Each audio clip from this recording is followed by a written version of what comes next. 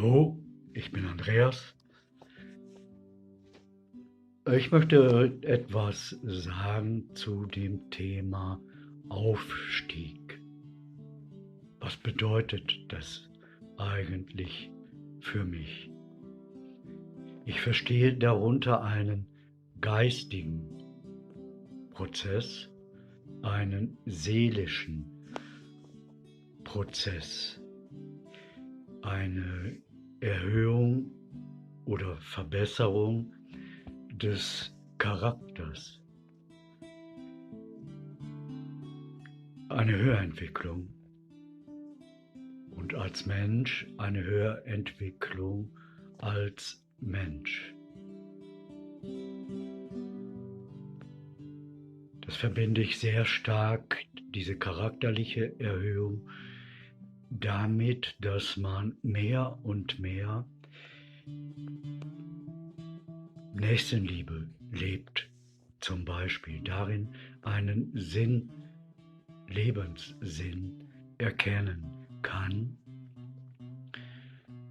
weil die Liebe, die ich dem Nächsten gebe, auch signalisiert, dass wir auf der gleichen Ebene sind, zusammengehören und auch eine Spezies sind.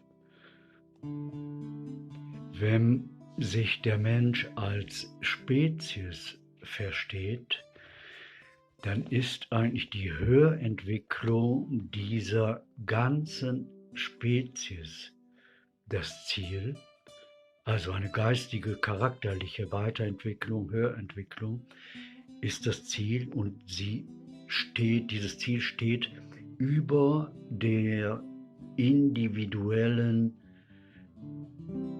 Bereicherung, dem individuellen Profitgedanken, dem individuellen Machtstreben, sondern wir alle sind eins und entwickeln uns insgesamt weiter, in jeder Hinsicht. Ja, wenn das Ziel ist, wenn man die Welt so betrachtet, dann ist es auch klar, dass Nächstenliebe ein Teil dieses gesamten Prozesses ist.